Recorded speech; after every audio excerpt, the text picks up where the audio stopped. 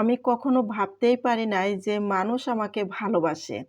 আমি মনে করি যে আমাকে কেউ ভালোবাসে না। আসলে আমি যদি এই রাস্তা দিয়ে না যেতাম তখন আমি বুঝতেই পারতাম না। তো একটা জরুরি কাজে সকাল সকালে এক জায়গায় যাচ্ছিলাম। তা যাওয়ার পথে একটা মুরব্বি লোক আমার পিছন থেকে ডাকছে মা, মা করে। বলছে, "মা দাঁড়াও, দাঁড়াও, দাঁড়াও মা তুমি তানিয়া না?"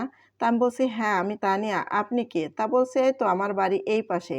তা আমি বলছি, "আপনি আমাকে কি করে মানে আমার নাম জানেন, আমাকে চেনেন? আপনাকে তো আমি চিনি না।" তা বলছে যে, "হ্যাঁ, আমি চিনি। তোমার ভিডিওগুলো আমি দেখি মা। এইজন্যে তোমাকে আমি চিনি। তা মা দাঁড়াও তোমার সাথে আমি দুটো কথা বলি মা, তোমারে আমার না ভালো লাগে।"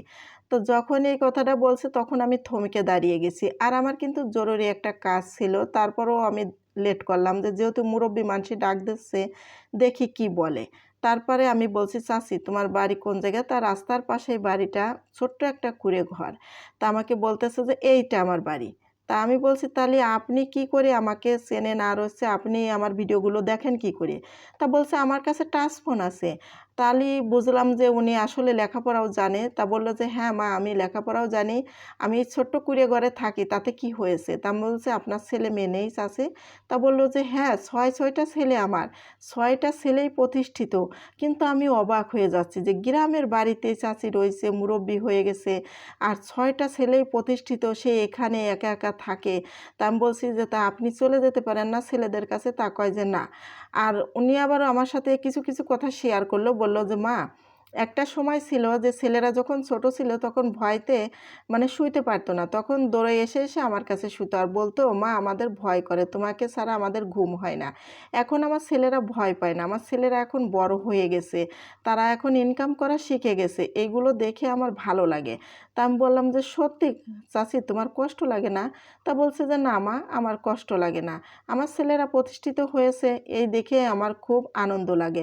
আসলে চাচি মন থেকে বলছে না, চাচি আসলে মুখে বলেছে। তা প্রিয় ভাই বোনেরা, এদিকে কথা বলতে, বলতে আমি কিন্তু আজকে বলে নিই কি রান্না করছি। আমি ওই যে বাটা মাছ দিয়ে আলু আর হচ্ছে লাউ দিয়ে চচ্চড়ি করছি, আর ওদিকে লুডুস রান্না করলাম। আবার হচ্ছে এদিকে বেল ভেঙে খাওয়া-দাওয়া হচ্ছে। আর আপনাদের সাথে এই কথাগুলো আমি শেয়ার করছি। আসলে কথাগুলো শুনে আমার হৃদয়টা একদম কেঁদে গেল। আমি মনে, মনে ভাবছি যে ছেলেমেয়েদেরকে মানুষ করে মা-বাবা কিন্তু সবটুকুই মানে মানে সম্পত্তি যাই থাক না কেন সবকিছু বিসর্জন দিয়েই কিন্তু মানুষ করে। তা আমার কাছে মনে হয় কি যে সবকিছু মানে নিংড়িয়ে দিয়ে মানুষ করা ঠিক না। কিছু আসলে রেখে দেওয়া উচিত যে ভবিষ্যতে আমাদের কি হবে? যখন মুরব্বি হয়ে যাবে তখন কি ছেলেরা দেখবে কি দেখবে না?